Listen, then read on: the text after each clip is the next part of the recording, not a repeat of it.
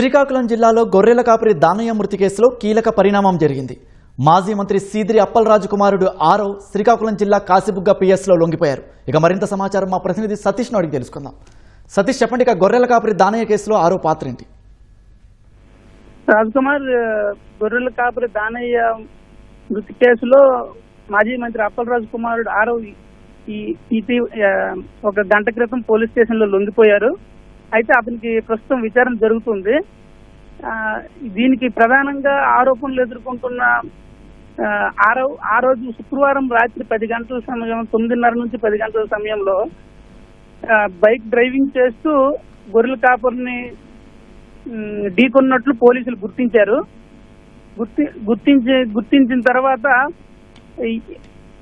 ఎప్పుడైతే ఈ పోలీసులు గుర్తించారో ఆ విషయం తెలుసుకున్న సీదిరి అప్పలరాజు అనుచరులు వెంటనే ఆరవ్ ని లాయర్ తో సహా తీసుకొచ్చి పోలీస్ స్టేషన్ లో లొంగిపోయారు.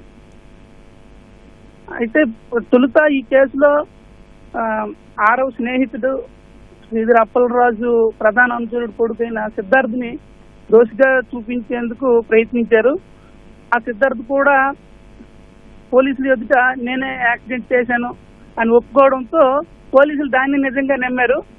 వైసీపీ వాళ్ళు ఆడిన ఆటలో వాళ్ళు తీయాలనుకున్నట్టు కేసును పక్కదారి పట్టించారు. అయితే ఈ రోజు ఈనాడులో ప్రచురితమైన కథనం ద్వారా మరిన్ని విషయాలు వెలుగులోకి రావడంతో పోలీసులు ముమ్మర దర్యాప్తు చేపట్టారు. ఆ క్రమంలోనే అప్పలరాజు కుమారుడు లాయర్ తో పాటు వచ్చి కాశీబుగ్గ పోలీస్ స్టేషన్ లో లొంగిపోయారు. ప్రస్తుతం పోలీసులు ఆ ఆరవ్ ని విచారిస్తున్నారు.